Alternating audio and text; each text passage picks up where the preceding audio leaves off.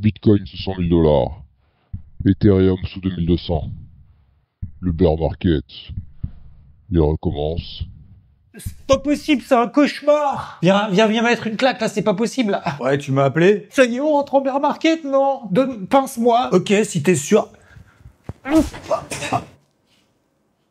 Ah, c'était pas un cauchemar? Si t'as besoin de moi, hésite pas. Allez, salut. Bienvenue dans le Crypto Hebdo où on va prendre un petit peu notre respiration, notre calme, dézoomer, se calmer après tous les événements de ces derniers jours et on va remettre un peu d'ordre dans tout ce bazar. Alors ce week-end, sur le marché crypto, 1 milliard de dollars de positions liquidées, évaporées, dû à l'effet de levier et ce mouvement de panique du week-end. La guerre en Iran et tous les événements que vous avez probablement vus ce week-end ont déclenché ce qu'on appelle des spikes, des mouvements de panique sur les cryptos. Parce que dans le même temps, les marchés traditionnels étaient fermés et du coup, les seuls marchés qui étaient ouverts, les marchés crypto, et je pense que beaucoup se sont empressés de spéculer et de décharger leurs émotions. Alors, on a eu effectivement ces mouvements de panique, de liquidation, de spéculation géopolitique digne d'experts en politique internationale et voilà ce qui arrive quand il y a des news qu'on ne maîtrise pas, quand on réagit à un mouvement FOMO, la peur de louper un mouvement haussier ou de panique, avec tout le bruit ambiant qu'on a partout sur les réseaux, la pire des choses que de mettre en scène une émotion à un instant T plutôt que la préparation. Ne sachant pas, personnellement et n'ayant absolument aucune expérience en termes géopolitiques et ni l'envie d'essayer de se dire oui mais peut-être qu'il va se dire ça, alors il faut que je fasse ça parce que la réaction...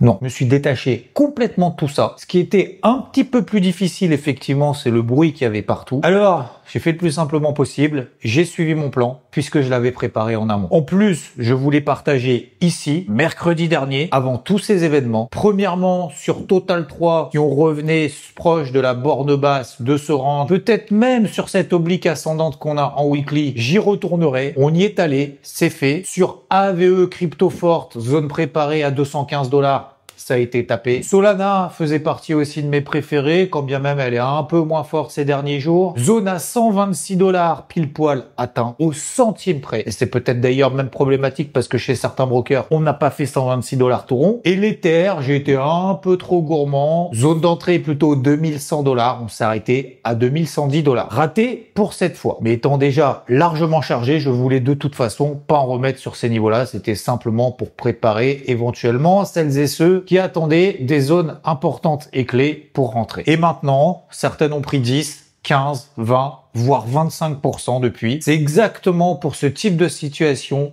qu'on prépare tout avant. Parce que une fois que ça arrive, une fois que t'es dedans, clairement, c'est pas la même histoire. Parce qu'il y a tout qui rentre en jeu. La psycho, le truc, le bruit. C'est horrible. C'est toujours facile quand on arrive après le mouvement en disant ah bah c'était facile, aurait fallu faire ci, faire ça. Mais je te garantis, et c'est vrai que j'en ai vu de partout, tous les trucs baissiers à droite, à gauche. Ça y est, le Bitcoin il passe sous 100 000, l'Ether sous 2200, c'est la fin du monde. Bear market. Parce que si tu fais pas ce travail de préparation en amont, panique, 2 jours plus tard, FOMO, et tu te reprends une porte de saloon dans la tête. Alors objectivement, aujourd'hui, sur Total 3, on a réintégré le range dans lequel on était depuis plus d'1 mois et demi. Je vous l'ai déjà partagé, vous connaissez. Même chose sur l'Ether où on a réintégré les 2400 $. Range également dans lequel on est depuis plus d'1 mois. Range maintenu cette fois-ci sur une unité de temps un petit peu plus longue. C'est en weekly sur Solana. Et l'un des plus forts dans le tiers des cryptos les plus fortes parmi les 50 plus grandes cryptos les plus valorisées au monde, Bitcoin, vous le connaissez. Lui a également réintégré ce gros range. Voilà, les 102 000 $, c'était la borne basse. Maintenant, au moment où je tourne la vidéo, on est à plus de 107 000. Toujours très fort, très solide. On va dézoomer encore un petit peu. Si on regarde en weekly, et c'est ça qui nous permet d'avoir notre fameuse casquette. Alors, pas la rouge,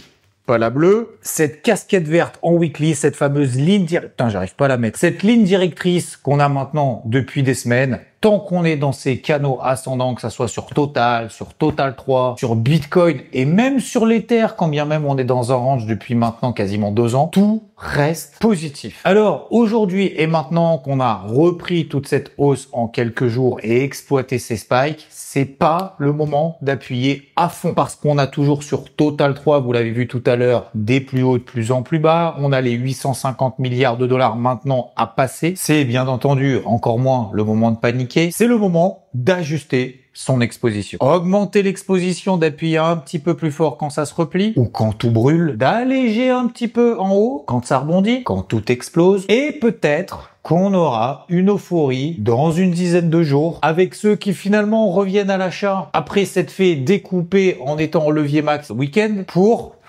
encore la même histoire, mieux se refaire liquider quelques jours plus tard. Donc concrètement, je vais rester toujours aujourd'hui dans mon scénario de Total 3, de copier-coller 2025 vis-à-vis de 2024, même si entre les deux, on a eu effectivement un petit épisode houleux, d'alléger, et j'ai déjà commencé à le faire sur, par exemple, AVE, qui a pris 25% depuis. On a eu un objectif qu'on a programmé, un TP1 à 269 $ qui a été atteint le mardi. Et ça suivra derrière probablement sur d'autres comme sur Sol et j'en passe dans la foulée. Pourquoi? Parce que le pétrole se détend. On est revenu au même niveau de prix avant le début du conflit Iran-Israël. Le dollar américain aussi. L'or redescend. Il n'y a pas d'aversion au risque, pas de volonté des investisseurs d'aller sur des valeurs refuges. Et les marchés traditionnels, les actifs risqués reprennent leur souffle. Et on a eu d'ailleurs hier des nouveaux records historiques sur le Nasdaq. Tout ça, pour moi, j'estime que ça plaide pour une poursuite de la montée en crabe du marché crypto, sans folie pour autant. Et si ça repart comme en 2024 en sortant par le haut de ce range sur Total 3 et que derrière, ça y est, enfin, le bull run est reparti et qu'on n'est pas assez investi, eh ben, au contraire, moi, je trouve que c'est plutôt une opportunité d'avoir du cash à dispo pour accompagner les plus rapides. C'est pour ça qu'il faut faire le boulot maintenant. Toujours le coup d'avance. Exemple, et c'est vrai que vous êtes très nombreux à m'en avoir parlé, Hype, où la tendance est haussière en weekly, elle tient sa MM50 daily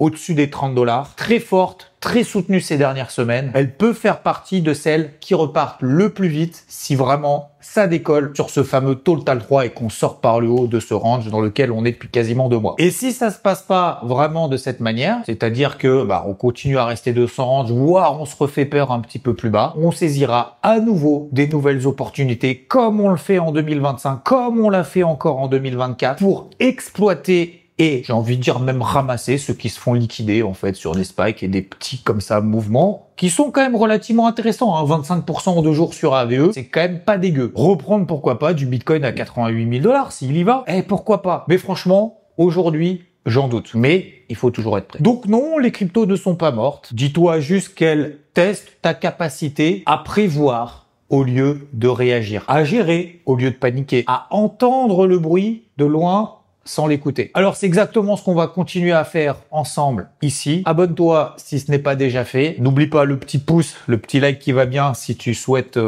soutenir ce contenu. Et surtout, gardons notre calme en étant progressif et reste prêt pour la suite. C'est ça qu'il faut vraiment préparer aujourd'hui.